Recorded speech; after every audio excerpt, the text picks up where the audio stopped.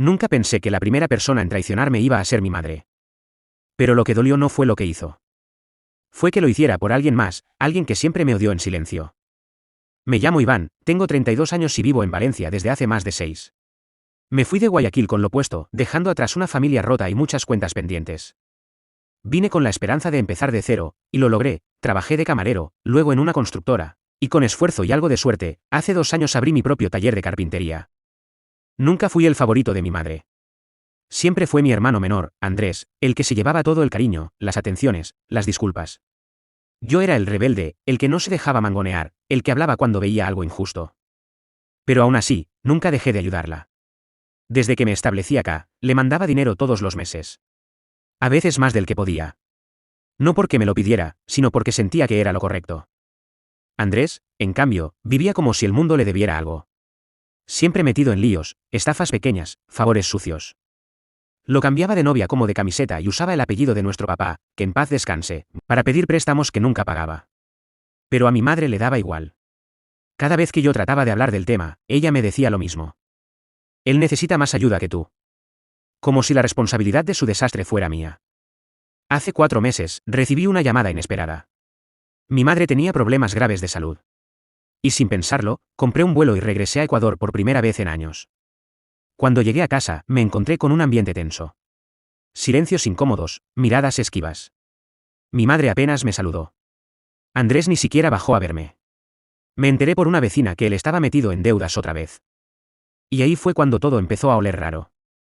El segundo día, noté que las escrituras de la casa, que originalmente estaban a nombre de mi madre, ya no estaban donde siempre. Empecé a preguntar con cuidado, hasta que me enteré de todo.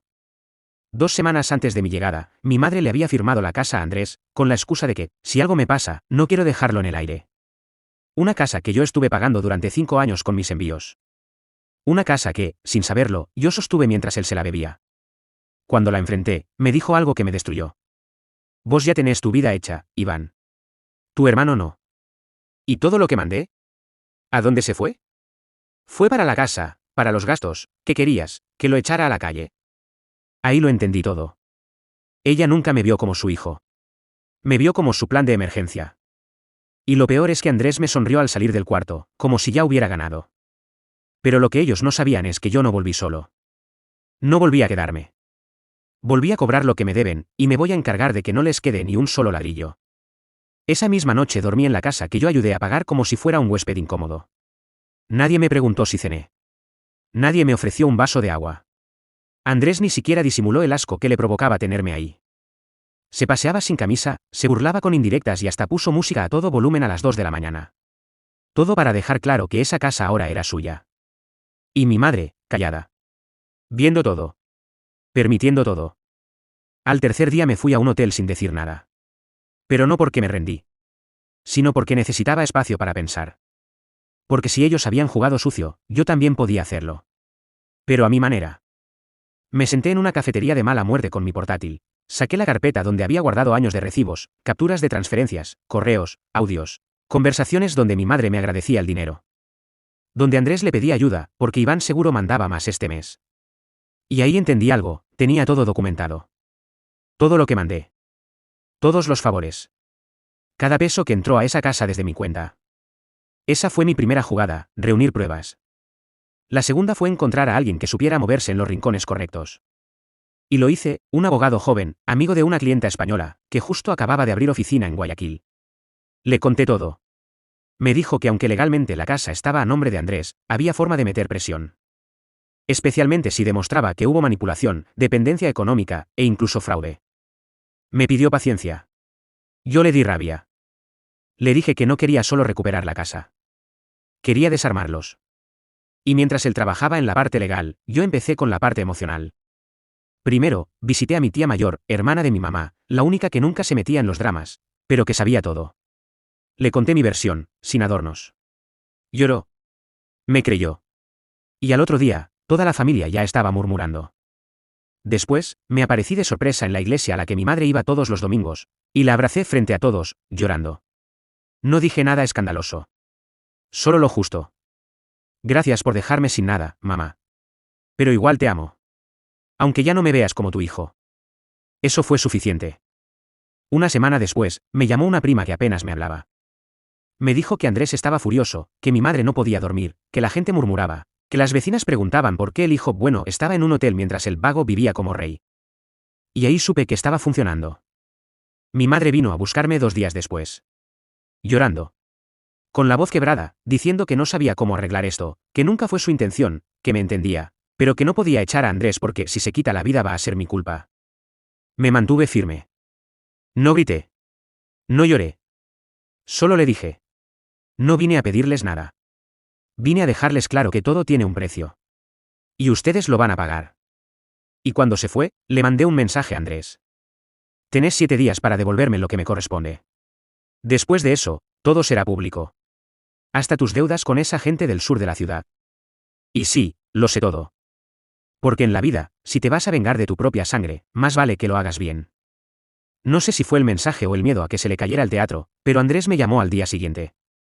No sé qué crees que tienes, hermano, empezó, con ese tonito arrogante que siempre usaba cuando se sentía acorralado, pero esto no va a terminar bien para vos.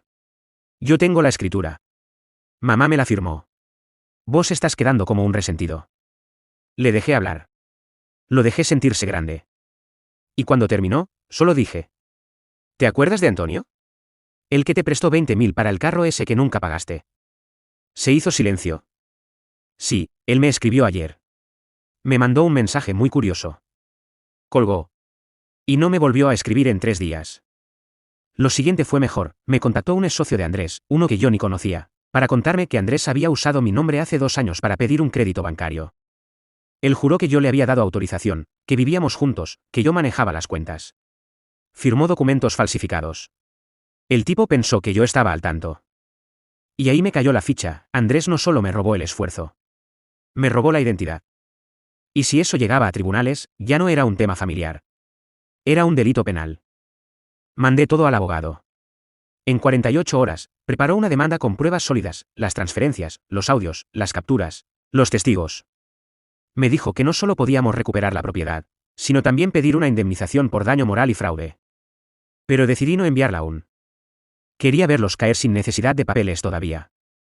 Así que hice lo siguiente, me presenté en una pequeña reunión familiar que organizó mi tía por su cumpleaños. Sabía que mi madre y Andrés estarían ahí. Y yo llegué como quien no quiere la cosa, con camisa blanca, limpio, tranquilo, educado. Los saludé. No me respondieron. Esperé a que todos se sentaran. Y ahí, con un tono neutral, dije.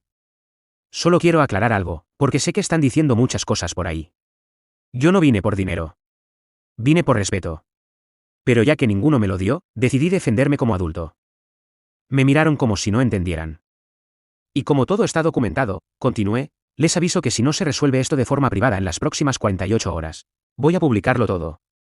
Las pruebas están en manos de un abogado, y la prensa local ya recibió un paquete con los documentos. Lo que pase después, ya no depende de mí. La sala quedó en silencio. Mi madre palideció. Andrés se fue al patio. Y yo me serví una copa y seguí conversando con mis primas como si nada. No dormí esa noche. Lo admito. Pero no por miedo. Por adrenalina. Porque por primera vez en mi vida, yo tenía el control. Y ellos lo sabían. Lo que pasó en esas 48 horas fue inesperado. Andrés desapareció. Nadie sabía dónde estaba. Y mi madre vino a mi hotel, con una carta escrita a mano, temblando. En esa carta, me devolvía la propiedad. Renunciaba por voluntad propia al traspaso que había firmado, argumentando que fue una decisión influenciada por presión emocional y desinformación. ¿Y lo mejor? Incluía una confesión escrita de que Andrés había usado mi nombre para obtener un crédito sin mi autorización. Firmada. Y notariada. Mi abogado casi no lo podía creer. Y ahí fue donde tuve que decidir. ¿Quería seguir con todo? ¿O ya era suficiente? La respuesta era obvia. No había terminado. Ni cerca. Porque recuperar la casa no era el final. Era solo el principio. Ahora tocaba cobrar todo lo que me negaron durante años. Cuando recuperé la casa, no lo grité. No lo publiqué. No lo celebré. Solo mandé a cambiar la cerradura y me senté en la sala vacía. La misma sala donde, una semana antes, ni me ofrecieron un vaso de agua. Pero el silencio de esa casa no era paz. Era el eco de todo lo que dejaron podrido entre esas paredes. Y aunque Andrés se había ido, su sombra todavía caminaba por ahí. Así que fui por él. Con la carta firmada en mano y el abogado de mi lado, hice lo que juré. Solté la información. Primero, a los bancos donde él tenía deudas. Les envié copia de la denuncia por suplantación.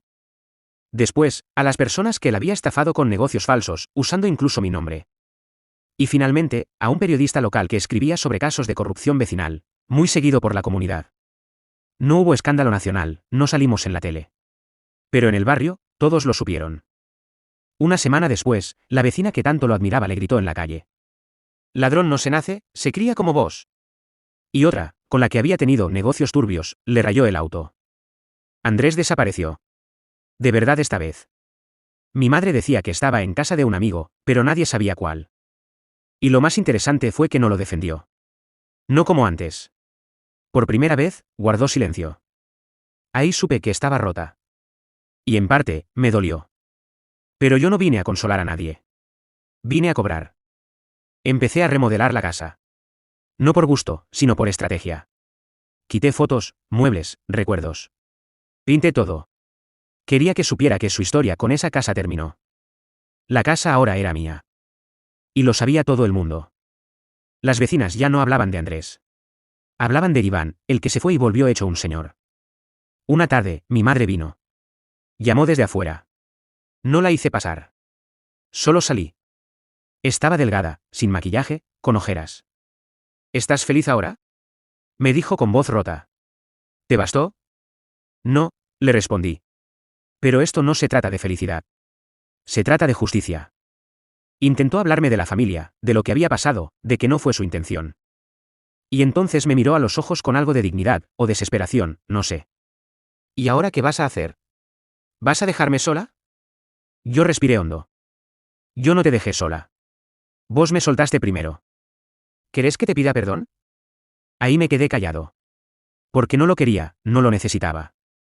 No quiero nada, le dije. Pero algún día vas a tener que mirar atrás y entender todo lo que perdiste solo por proteger al que menos lo merecía. Y me fui.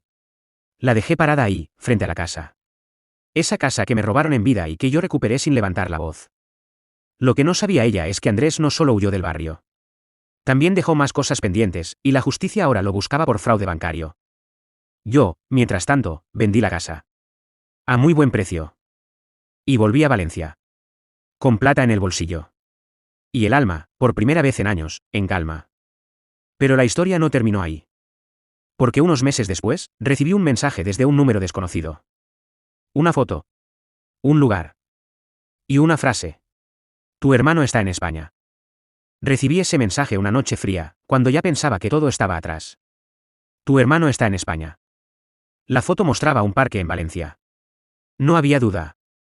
Sentí una mezcla de cosas: rabia, miedo, curiosidad, nostalgia. Sabía que no podía ignorarlo. Al día siguiente busqué el número. Nada. Pero seguí con mi vida. Hasta que una semana después, lo vi. Andrés estaba caminando por la plaza donde solía ir a tomar café. Era un hombre roto, más delgado, con la mirada perdida. No esperaba que yo estuviera ahí. Me acerqué lentamente. Él no huyó ni se escondió. Solo me miró. Y en ese instante, comprendí que esta era la última jugada. Iván, dijo, con voz débil. Vine a pedirte perdón. No solo por la casa. Por todo. Por ser un mal hermano. Por hacerte daño. No iba a responder. No quería escuchar excusas. Pero algo en su voz me detuvo. ¿Sabes qué?, le dije. No vine a ser tu juez ni tu salvador. Vine a que entiendas algo. ¿Qué?, preguntó, casi en un susurro. Que la familia no es solo sangre. Que la lealtad no se compra ni se roba. Y que hay cosas que solo el tiempo puede sanar. Le tendí la mano, no por reconciliación, sino porque en ese momento, los dos éramos solo dos hombres cansados. Él la tomó, y sentí que por primera vez en años, había un respiro. No dije más. Ni él tampoco. Nos separamos esa tarde sin promesas, sin planes, pero con algo que ambos necesitábamos: un cierre. Volví a mi taller en Valencia, con el peso menos pesado. La familia duele, sí. Pero también enseña. Y aunque la traición dejó cicatrices, aprendí que a veces, la venganza más grande es la paz que uno encuentra consigo mismo.